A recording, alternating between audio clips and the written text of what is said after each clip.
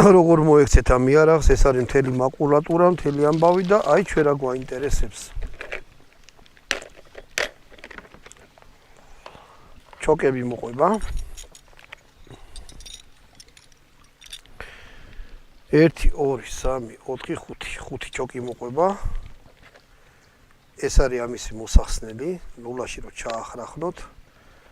ეს რა არის ზეთი.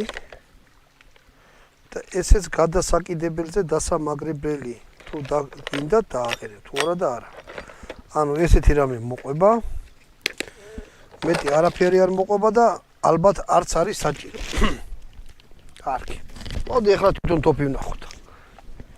თოფი არის სანადირო თოფი. ესე ესეთი ჰორიზონტალური კი არ და ვერტიკალურიანი თოფები უფრო სტენდზე სასრულად ხმარობენ. მაგრამ ამით მშვენივრად ინადირებთ, შეხედეთ თვითონ რა დამუშავება აქვს.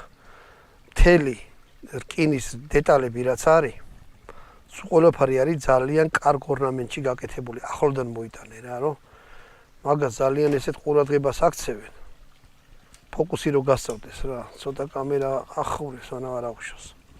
ესე. კაკლისა. კონდახი რეზინიერი რაღაცნაირი რბილი, კარგი სასიამოვნო. აი ესე სულ არის დაორნამენტებული. შეხედეთ, აქედან დაჭრილია რომ ესე გადაიხსნას, დაიკეტა. სასხლეტი აქვს.